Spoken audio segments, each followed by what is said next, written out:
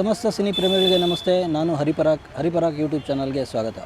ಈ ವಾರ ನಾನು ನೋಡಿದ ಸಿನಿಮಾ ದುನಿಯಾ ವಿಜಯ್ ನಿರ್ದೇಶನದ ಭೀಮ.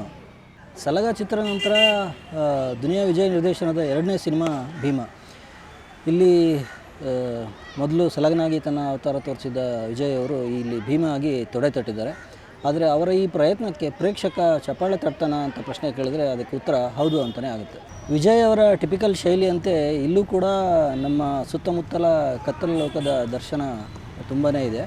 ಆದರೆ ಅದು ಇಲ್ಲಿ ಬರೀ ಮಾಂಜಾ ಕೊಡೋ ರೌಡಿಸಮ್ಗೆ ಮಾತ್ರ ಸೀಮಿತ ಆಗದೆ ಸಣ್ಣ ಸಣ್ಣ ಮಕ್ಕಳ ಕೈಗೆ ಗಾಂಜಾ ಕೊಡೋರ ಕಥೆವರೆಗೂ ವಿಸ್ತಾರ ಆಗಿದೆ. ಹಾಗಾಗಿ ಇದನ್ನು ನಿಶಾಚರಿಗಳ ಲೋಕ ಅನ್ನೋದಕ್ಕಿಂತ ಅಥವಾ ಅನ್ನೋದ್ರ ಜೊತೆಗೆ ನಶಾಚರಿಗಳ ದುನಿಯಾ ಕೂಡ ಅಂತಲೂ ಹೇಳ್ಬೋದು. ಆ ಲೆಕ್ಕದಲ್ಲಿ ಇಲ್ಲಿರೋ ಕಿಕ್ ಬರೀ ಫೈಟಿಂಗಿಗೆ ಮಾತ್ರ ಸೀಮಿತ ಆಗಿಲ್ಲ. ನಿರ್ದೇಶಕರಾಗಿ ದುನಿಯಾ ವಿಜಯ್ ಅವರು ಕತೆ ಹೇಳೋ ಶೈಲಿಯಲ್ಲಿ ತೀರಾ ಹೊಸತನ ಏನೂ ಇಲ್ಲ, ಅಂಥ ದೊಡ್ಡ ಎಕ್ಸ್ಪೆರಿಮೆಂಟ್ಗಳು ಅವರು ಮಾಡೋಕ್ಕೋಗಿಲ್ಲ. ಸೊ ಒಂದು ಲೆಕ್ಕದಲ್ಲಿ ನೇರ ನಿರೂಪಣೆಯನ್ನೇ ನಂಬಿಕೊಂಡು ಯಾವುದೇ ರಿವರ್ಸ್ ಗೇರ್ ಹಾಕದೆ ಗಾಡಿನ ಓಡಿಸಿದ್ದಾರೆ ತಮ್ಮ ದಾರಿಯಲ್ಲಿ ವಿಜಯ್ ಅವರು ಅಂತ ಹೇಳ್ಬೋದು. ಇನ್ನೊಂದು ಲೆಕ್ಕದಲ್ಲಿ ಅದು ಕಥೆ ಅನ್ನೋಕ್ಕಿಂತ ನಿಮಗೆ ಸ್ಟಾರ್ಟಿಂಗಲ್ಲೆಲ್ಲ ಸಿನಿಮಾ ನೋಡುವಾಗ ಬಿಡಿ ಬಿಡಿಯಾದ ಘಟನೆಗಳನ್ನ ಸೇರಿಸಿ ಅವರು ಸಿನಿಮಾ ಮಾಡಿದ್ದಾರೆ. ಅದೆಲ್ಲ ಸೇರಿಕೊಂಡು ಆ ಘಟನೆಗಳೆಲ್ಲ ಸೇರಿಕೊಂಡು ಒಂದು ಕತೆ ತಾನಾಗೇ ಆಗಿದೆ ಅಂತ ಪ್ರೇಕ್ಷಕರಿಗೆ ಅನಿಸುತ್ತೆ. ಜವಾಬ್ದಾರಿಯುತ ನಿರ್ದೇಶಕರಾಗಿ ಈ ಥರ ಗಾಂಜಾ ಸೊಪ್ಪಿನ ವಿಷಯದ ಓವರ್ ಡೋಸ್ ಕೊಡೋದು ಸರಿಯಲ್ಲ ಅನ್ನೋ ಟೀಕೆಗಳಿಗೆಲ್ಲ ನಾನು ಸೊಪ್ಪಾಕಲ್ಲ ಅನ್ನೋ ಥರ ವಿಜಯ್ ಅವರು ತಮಗೇನು ಹೇಳಬೇಕು ಅಂತ ಅನಿಸಿತ್ತೋ ಅದನ್ನು ಸಮರ್ಥವಾಗಿ ಹೇಳಿದರು. ವಿಜಯ್ ಅವರ ಈ ಸಿಂಪಲ್ ನಿರೂಪಣೆ ಪ್ರೇಕ್ಷಕನಿಗೆ ಇಷ್ಟ ಆಗುತ್ತೆ ಅನ್ನೋದು ಇಲ್ಲಿ ಹೈಲೈಟು. ಫಸ್ಟ್ ಹಾಫು ಮತ್ತು ಸೆಕೆಂಡ್ ಹಾಫ್ ಅಂತೆಲ್ಲ ಭೇದ ಭಾವ ಮಾಡದೆ ಇಡೀ ಸಿನಿಮಾದ ಮೆರವಣಿಗೆ ಮನೋರಂಜನೆಯ ಬೀದಿಯಲ್ಲಿ ವೈಭವದಿಂದ ಹೋಗುವಂಗೆ ಮಾಡಿದ್ದಾರೆ ವಿಜಯ್ ಅವರು. ಅದಕ್ಕೆ ಕಾರಣ ಈ ಸಿನಿಮಾದ ಬರವಣಿಗೆ ಅಂತ ಹೇಳಿದರೆ ತಪ್ಪಲ್ಲ.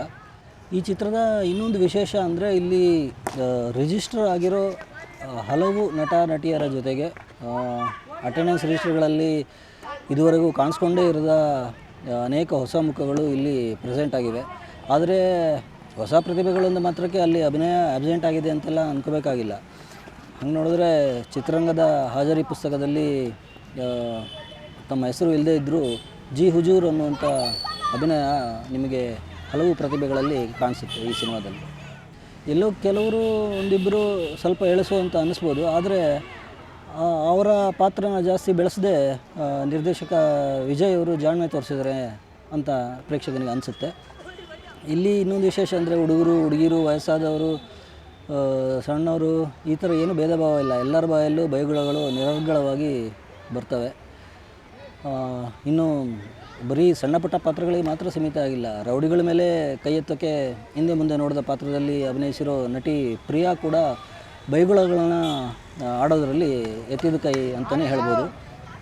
ಅವರ ಅಭಿನಯದಲ್ಲಿರೋ ಕಾನ್ಫಿಡೆನ್ಸು ಮತ್ತು ಸಿಂಪ್ಲಿಸಿಟಿ ಈ ಸಿನಿಮಾದ ಇನ್ನೊಂದು ಪ್ರಮುಖ ಆಕರ್ಷಣೆ. ಅವ್ರ ಜೊತೆಗೆ ನಮ್ಮ ರೆಗ್ಯುಲರ್ ಕಸ್ಟಮರ್ಸ್ ಅಂತ ಅಚ್ಯುತ್, ಗೋಪಾಲ್ ದೇಶಪಾಂಡೆ, ರಾಘು ಶಿವಮೊಗ್ಗ ಮತ್ತು ನಮ್ಮ ತಾಯಿ ಪಾತ್ರದ ಜಯಮ್ಮ ಖ್ಯಾತಿಯ ಕಲ್ಯಾಣಿಯವರು ಎಲ್ಲರ ಅಭಿನಯನೂ ಹೋಲ್ಸೇಲಾಗಿ ಇಷ್ಟ ಆಗುತ್ತೆ.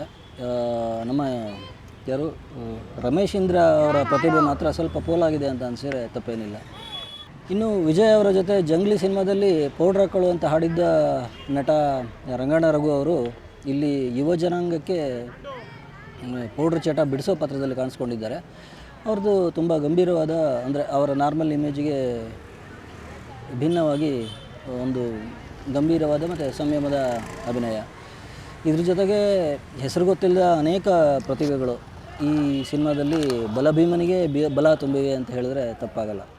ಶರಣ್ ರಾಜ್ ಸಂಗೀತದಲ್ಲಿ ಅವರ ಹಾಡುಗಳಲ್ಲಿ ಚರಣ ಪಲ್ಲವಿ ಎರಡೂ ಪ್ರೇಕ್ಷಕರಿಗೆ ಇಷ್ಟ ಆಗುತ್ತೆ. ಅದು ಕನೆಕ್ಟ್ ಕೂಡ ಆಗುತ್ತೆ. ಸಿನಿಮಾ ಇನ್ಫ್ಯಾಕ್ಟ್ ಎಷ್ಟೋ ಸನ್ನಿವೇಶಗಳಲ್ಲಿ ಅವರ ಸಂಗೀತದಿಂದ ಅವರ ಹಾಡುಗಳಿಂದ ಎಲಿವೇಟ್ ಆಗಿದೆ. ಆಗಾಗ ಬಿಟ್ಟು ರೂಪದಲ್ಲಿ ಬಂದರೂ ಅವರ ಹಾಡುಗಳು ಸಿನಿಮಾ ಹಿಟ್ಟಾಗೋಕ್ಕೆ ತುಂಬ ಹೆಲ್ಪ್ ಮಾಡ್ತವೆ ಅಂತ ಅನ್ನೋದು ನನ್ನ ಅನಿಸಿಕೆ. ಇನ್ನು ಶಿವ ಅವರ ಛಾಯಾಗ್ರಹಣದಲ್ಲಿ ಭೀಮಾ ಚಿತ್ರ ಡ್ರಗ್ಸ್ಗಳಿಗೆ ಬಿದ್ದಿರೋ ಯುವ ಜನಾಂಗದ ಸಮಸ್ಯೆಗಳ ಮೇಲೆ ಬೆಳಕಿನ ಒಂದು ಛೋಟಾ ಭೀಮ್ ಅಂತ ಅಟ್ಲೀಸ್ಟ್ ಚೆಲ್ಲುತ್ತೆ ಅಂತ ಹೇಳ್ಬೋದು. ಚಿತ್ರದಲ್ಲಿ ನಿಮಗೆ ನೆಗೆಟಿವ್ ಅಂಶಗಳೇ ಇಲ್ಲ ಅಂತಲ್ಲ, ಅಂದರೆ ನಿರೂಪಣೆ ನಿರ್ದೇಶನ ಅದರಲ್ಲಿ ಅಲ್ಲದಿದ್ದರೂ ಕಥೆ ವಿಷಯದಲ್ಲಿ ಒಂದಷ್ಟು ಹಳೆ ಸ್ಟೀರಿಯೋ ಟೈಪ್ಡ್ ಥರ ದೃಶ್ಯಗಳು, ಅಂದರೆ ರಾಘು ಶಿವಮೊಗ್ಗ ಅವ್ರ ಪಾತ್ರ ಇದಕ್ಕಿದ್ದಂಗೆ ಬದಲಾಗ್ಬಿಡುತ್ತೆ. ಅಲ್ಲಿವರೆಗೂ ವಿಲನ್ ಥರ ಇದ್ದಿದ್ದು ಪೊಲೀಸ್ ಪಾತ್ರ ಆದರೂ ವಿಲನ್ ಥರ ಇದ್ದಿದ್ದು ಇದಕ್ಕಿದ್ದಂಗೆ ಬದಲಾಗುತ್ತೆ. ಅದು ಅಷ್ಟು ಕನ್ವಿನ್ಸಿಂಗ್ ಅಂತ ಅನಿಸಲ್ಲ. ಆಮೇಲೆ ಕ್ಲೈಮ್ಯಾಕ್ಸಲ್ಲಿ ಅವನು ತಾಯಿನೇ ಹೋಗಿ ಹೊಡಿ ಅಂತ ಹೇಳೋದು, ಆಮೇಲೆ ಮೊದಲು ವಿಲನ್ ಹತ್ರ ಓಡಿಸ್ಕೊಳೋದು, ಆಮೇಲೆ ಇದು ಬಂದು ಹೊಡೆಯೋದು, ಇವೆಲ್ಲ ಒಂದು ಸ್ವಲ್ಪ ಕ್ಲೀಶೆ. ಅಂದರೆ ಏನಂತಾರೆ ಅದಕ್ಕೆ, ಹಳೆ ಮದ್ಯ ಹೊಸ ಶೀಶೆ ಆ ಥರ ಅನಿಸುತ್ತೆ. ಆಮೇಲೆ ಇನ್ನೂ ತನ್ನ ಸ್ವಂತದವರು ಸತ್ತಾಗ್ಲೂ ನಾಯಕ ಇಲ್ಲಿ ಏನೋ ರಿವೆಂಜ್ ತೊಗೋಬೇಕು ಅಂತ ಅಷ್ಟೊಂದು ಸೀರಿಯಸ್ಸಾಗಿ ಅಂದ್ಕೊಳಲ್ಲ. ಆದರೆ ಅವನು ಸ್ವತಃ ಒಬ್ಬ ರೌಡಿ ಆಗಿದ್ದು ಯುವಜನಾಂಗ ಹಾಳಾಗ್ತಿದೆ ಅನ್ನೋ ಕಾಳಜಿ ಇರೋ ಸಮಾಜಮುಖಿ ರೌಡಿ ಥರ ಹಾಳಾಗ್ತಿರೋ ಸಣ್ಣ ಸಣ್ಣ ಹುಡುಗಿಯರಿಗೋಸ್ಕರ ಅವನು ಎಕ್ಸ್ಟ್ರೀಮ್ ಸ್ಟೆಪ್ ತೊಗೋತಾನೆ, ಪರ್ಸನಲ್ ರಿವೆಂಜ್ಗೋಸ್ಕರ ಅಲ್ಲ ಅನ್ನೋದು ಒಂದು ಸ್ವಲ್ಪ ಕನ್ವಿನ್ಸಿಂಗ್ ನಿರೂಪಣೆಯಿಂದ ಸ್ವಲ್ಪ ಭಿನ್ನವಾಗಿದೆ ಅಂತ ಹೇಳ್ಬೋದು. ಒಟ್ಟಾರೆ ಹೇಳೋದಾದರೆ ಡ್ರಗ್ಸ್ನ ಹಾವಳಿ ಬಗ್ಗೆ ಮಾಡಿರೋ ದುನಿಯಾ ವಿಜಯ್ ಅವರ ಭೀಮಾ ಸಿನಿಮಾದ ಇಡೀ ಕಥೆಯಲ್ಲಿ ಒಳ್ಳೆ ಕಿಕ್ಕಂತೂ ಇದೆ. ಭೀಮಾ ಚಿತ್ರಾನ್ನ ಅದರಲ್ಲಿರೋ ಎ ಸರ್ಟಿಫಿಕೇಟ್ ಸಿನಿಮಾ ಇದು. ಅದರಲ್ಲಿರೋ ಬೈಗುಳಗಳು ಅಥವಾ ರಾನೆಸ್ಸು ಇದಕ್ಕೋಸ್ಕರ ಏನೇ ಕಂಪ್ಲೇಂಟ್ಗಳು ಹೇಳಿದ್ರೂ, ಆದರೆ ಈ ಸಿನಿಮಾನ ನೀವು ಛೋಟಾ ಭೀಮ್ ಅಂತ ಇಗ್ನೋರ್ ಮಾಡೋಕ್ಕಾಗಲಿ ಅಥವಾ ಅದೇ ಅಂಡರ್ವರ್ಲ್ಡ್ ಕತೆ ಅಂತ ಅಂಡರ್ ಎಸ್ಟಿಮೇಟ್ ಮಾಡೋಕ್ಕಾಗಲಿ ಖಂಡಿತ ಸಾಧ್ಯ ಇಲ್ಲ.